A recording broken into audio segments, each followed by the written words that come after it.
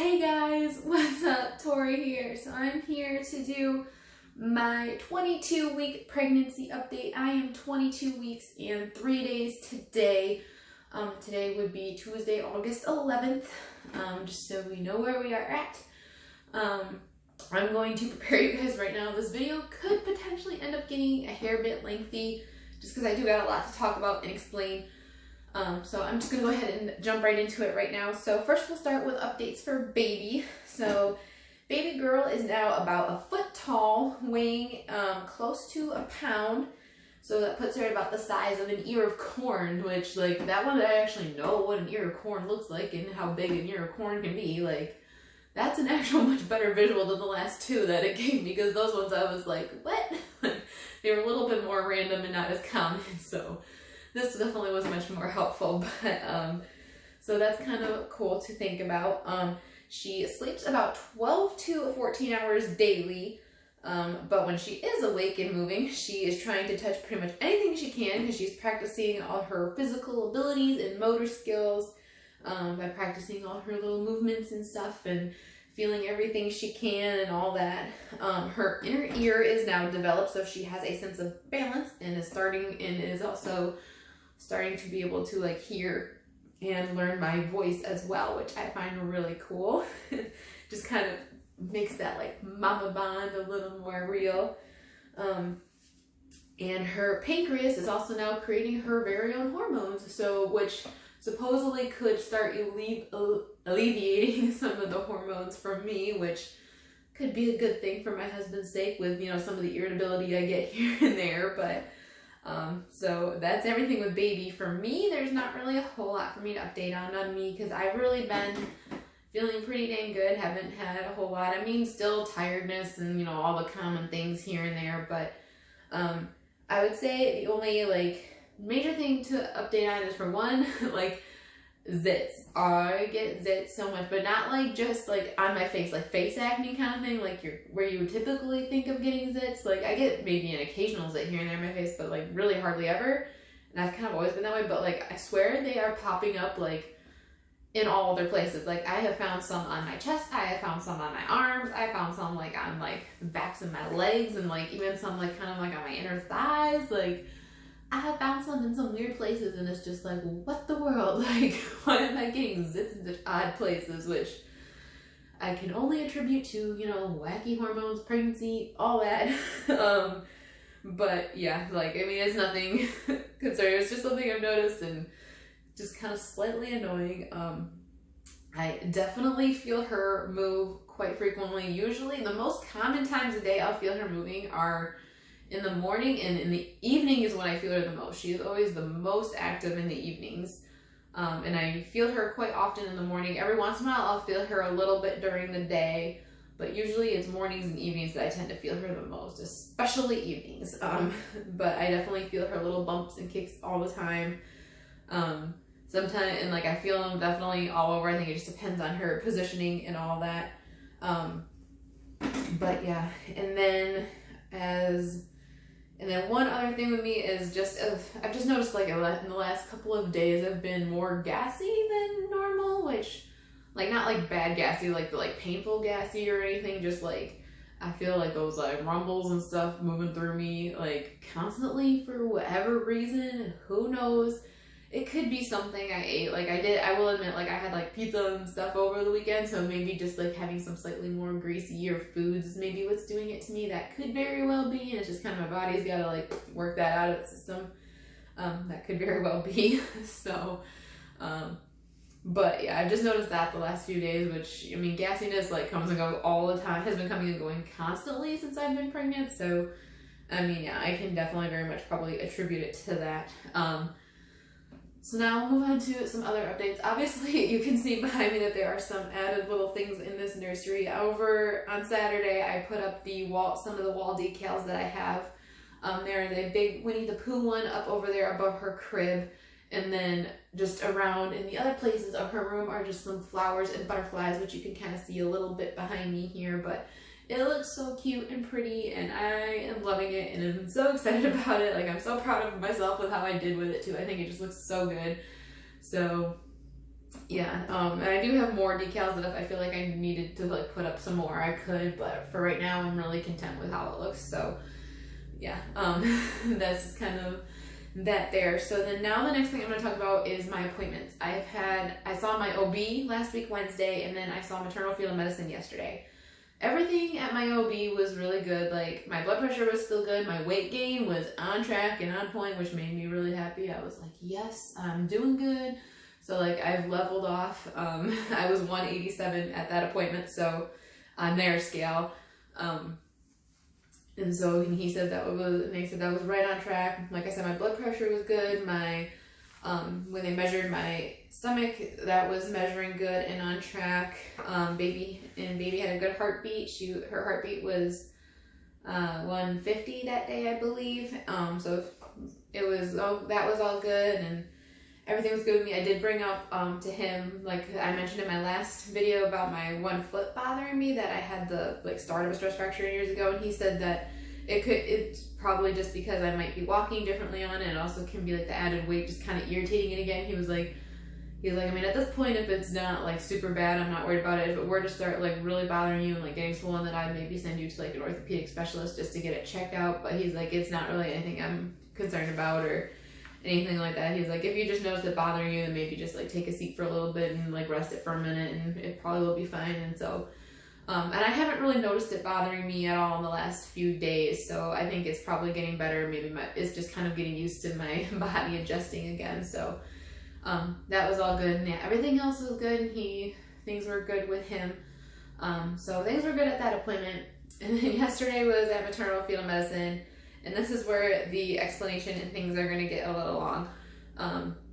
So I had the ultrasound first, which I will put pictures at the end of this video for you guys, because I got some such cute updated little pictures, especially the little 4D ones of her face. Like, she looks so much more like in the last one she looked a little bit alienish, like, but in like these ones, like, she looks full on baby. Like, it looks so, like, I was like, my heart was like fluttering, and I was just so in love. Like, I'm so in love. She looks so dang cute and precious.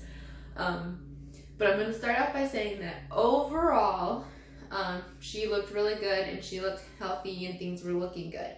But there were two things that got brought up that are just like, they weren't like huge concerns, but they are still concerns that they are now monitoring a little extra closely. So I'm going to explain.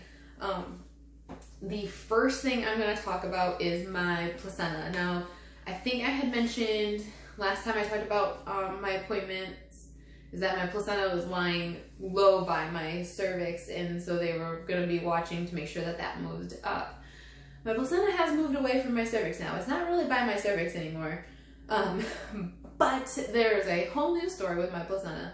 So basically, my placenta, I have what is called, so my placenta is basically not the way it should be. It is actually in like two different pieces, and it has so he actually drew me a little diagram, which I'm gonna actually just put this diagram here to show you guys so you can kind of see here. So basically there is part of my placenta, so like he drew my uterus here, and like this is baby girl. She was butt down yesterday and like had herself like folded in half, and like she was sitting real low, and I think she's still sitting kind of low today because I can definitely feel it, but that's a whole nother thing. But so like this is my uterus here, obviously, and then like that's her umbilical cord. So this part of my placenta here is anterior, so at the front of my uterus. There are vessels here connecting to another part of my placenta, which is posterior, or at the back of my uterus. And basically what the actual like technical term for it is a succensurate lobe, meaning that there's basically just another piece, like because the piece that's anterior at the front is the part where she is connected to, her umbilical cord is connected to, and where she is connected to. And like that's like the main portion of the placenta, and then yeah, there's that succensurate, if I'm saying that correctly, succensurate lobe that is at the back of my uterus, posterior, and basically what's connecting them are some vessels is what's connecting them. Now the things that were brought up with this is one of the main concerns would be when I deliver is just making sure is they'll have to make extra sure and be absolutely certain that all the parts and pieces of my placenta come out, because obviously if that wouldn't happen, that could lead to bleeding, infection, that kind of things. So obviously that is a big concern for when I do deliver. And then the other thing that could, it's something also to keep an eye on, just to make sure too, because of that's where she gets her nutrients and stuff from, to make sure that the placenta keeps functioning the way it's supposed to be, and blood flow and the flow through her umbilical cord, and the placenta and stuff keeps functioning the way it should be, and my fluid levels stay where they should be, just because with my placenta being that way, there can be there can be risks of things like that happening. So and then to go along with that, then the second thing he brought up was that the size of my baby is normal. She was weighing in at about 13 ounces, which put her in the 16th percentile, which I think he said anything 9th percentile and higher is what they consider normal at this stage for the overall size. And everything on her was measuring good, except for her abdominal circumference, which is her stomach that goes around up here on her. That is what was measuring small. It was measuring in the 6th percentile, which anything lower than 10th percentile is considered low and something to be concerned about and watch over. And the thing is, and the only thing that kind of concerns him is that kind of can lead him to think that for some reason she is a smaller than normal baby. But that was the only thing that was measuring smaller on her.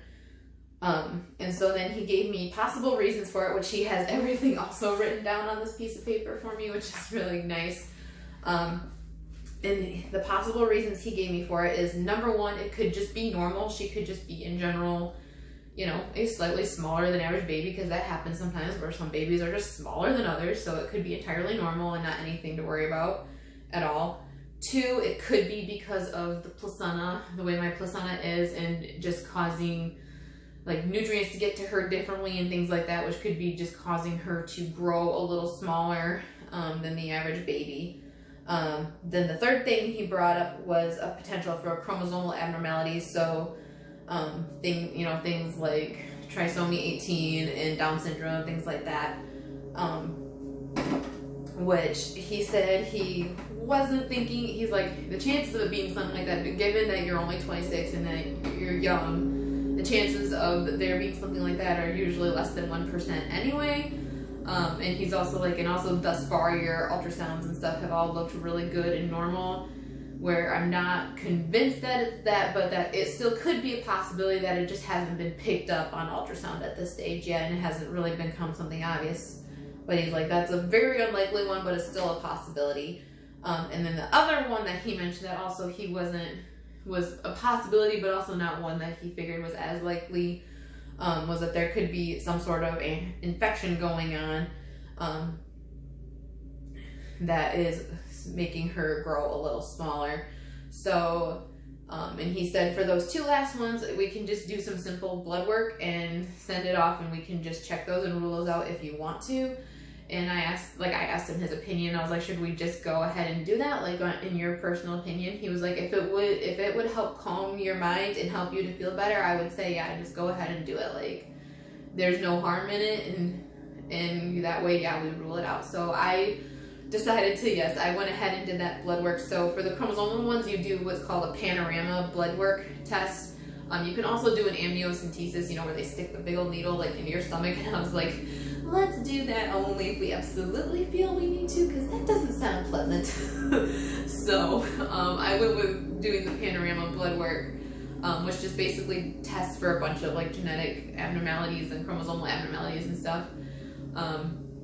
Just to go ahead and rule it out. Like he said, it's pretty unlikely, and I feel pretty confident that all that's going to come back fine. I really don't foresee any of that, because like I said, the chances of that are so low anyway. I feel pretty good that it's probably not that. And then he said for the infection, the blood work is just, you just test for antibodies, and that test for things like toxoplasmosis, CMV, those kinds of things. And so went ahead and did that, and it's just simple blood work. They test for that, and I don't know if it necessarily all came in, but my hospital has this app called My Health that they use to, like, they actually will send all your blood work and stuff straight to your account on that app and stuff, so you can see it and stuff. And it came up today, and everything pretty much was coming back negative, except the only thing that came back positive was for the herpes virus 1. I forget what the actual full-on name of it is, but that was the only thing that came up positive. And with that one, like, all the research I've done with it, and I also asked my sister and aunt, who are both nurses, about it. They said the only thing with that, like, that would not cause a smaller baby. The only thing and the only way baby, like, it can affect baby at all is if, like, the virus is, like, active and you have actual sores and stuff going on during delivery. It can only be passed to her through delivery.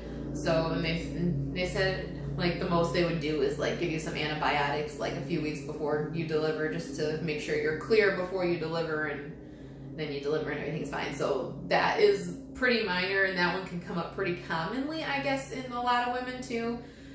Because, I mean, you can contract that just simply by sharing a straw with someone, or if Matt maybe had it, like, I could have kissed him and gotten it, like, you know, that kind of thing. So, and because it's the one that causes, like, cold sores in your mouth and stuff, so, and also chances are, like, I've had it for years and just haven't known it, and it's just been dormant this whole time, and still, like, I haven't had any sores that I can think of, like, recently. Like, I don't, you know, like, it's just one of those, so that, like, doesn't concern me at all. But all the other ones were negative, like the toxoplasmosis one and stuff, that was all negative. So, like, all the really major concerning ones were negative, so that's good. So honestly, the infection thing is pretty much ruled out, which is good. And I'm pretty confident that the chromosomal abnormalities thing isn't one, so it's most likely either that it's normal, or that it's the placenta causing her to be a little bit smaller. So basically what they're going to do is I'm going to be going out to maternal fetal medicine every single week now for an appointment.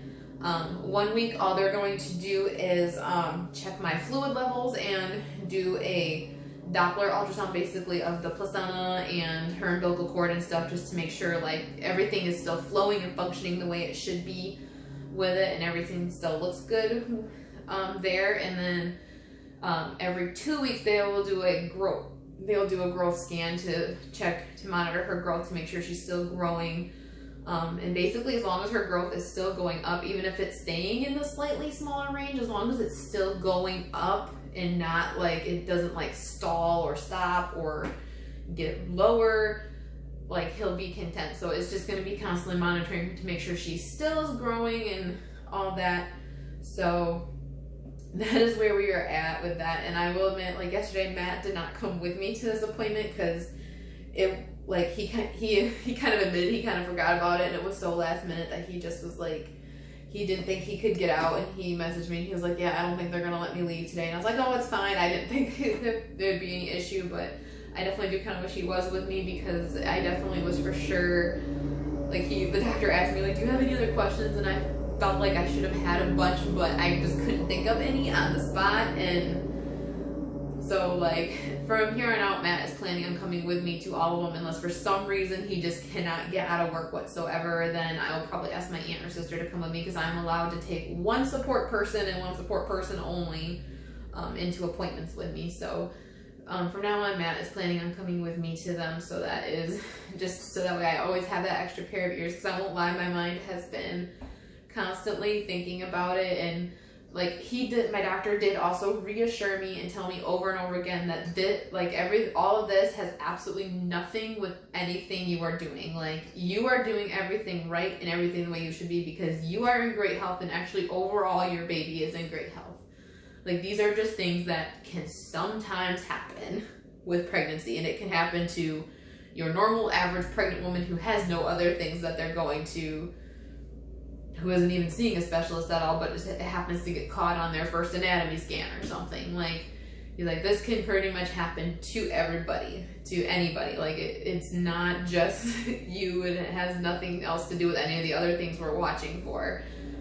So he said, like, as far as you are concerned, there's nothing for you to worry about. So And he reassured me that, yeah, I'm doing nothing wrong and nothing is my fault. So, and that did help me to feel better, like, okay, like, I am still doing what I should be doing and I'm doing good, and that, like, that puts, like, my mind at ease and just makes me be like, okay, like, that's a good thing. So, but yeah, definitely, like, just continuous prayers that, like, her growth stays good, all other lab results come back good, and that, like, everything stays okay with the placenta and all that, and, like, we can keep her in there for as long as possible, and I can have a good delivery, she'll stay healthy, I'll stay healthy. Just continuous prayers for all of that would be appreciated, because I won't lie, like I said, my brain, like, just keeps, like, spinning about it, just is like, oh my goodness, like, it has definitely been a little bit of a burden on my mama heart, not gonna lie, but I just kind of keep telling myself, like, as of right now, she's okay, I'm okay, and we're just gonna keep being watched close, and I trust that God has us both in his hands, and that will be okay, and he's in control of it all, and he will take care of us, and he'll get us through this, and we'll end up being okay. So that's just kind of what I keep telling myself, and what I keep having to remind myself. I won't lie that, you know, the pregnancy hormones have gotten to me a little bit. I have had a couple little crying spells, not gonna lie, but because it definitely is a lot to process and wrap your mind around. But I mean, at this point, just things they're all just keeping a close eye on, and hopefully things will be okay, and I will keep you guys posted on everything as well. But at this point, like I said, I'm doing good, and she is still technically doing good. And I will even tell you guys that I did feel her kick me a couple of times as I've been recording this, so I know she's still doing good in there. So yeah, that is everything I have to update you guys on. If you have any further questions or comments or anything, or if you have any similar experiences like any of this that I mentioned, please, you know, tell me your stories and experiences in the comment section below, because I definitely would love to get, you know, some words of wisdom and comfort and stuff like that. So now, before this gets any longer, I'll go ahead and do my 22-week belly shot so you guys can see where I am at with that. So I'll go ahead and hold my shirt tight. So this is with the shirt on, facing forward, to this side, and to this side. I'm wearing, these are like my favorite type of pregnancy pants that have the like band, like they're so comfy, I love them, but I'll go ahead and roll it down so you guys can see my belly at this point. So here's with the shirt up, so to the side, to the front. I am going to be interested if my belly button stays like this, or if it does eventually pop out, because technically my belly button like is kind of like moved and reconstructed from when I had my skin removal, so that will be interesting to see if that stays that way or if it ends up popping out at all later on. But so yeah, to the side,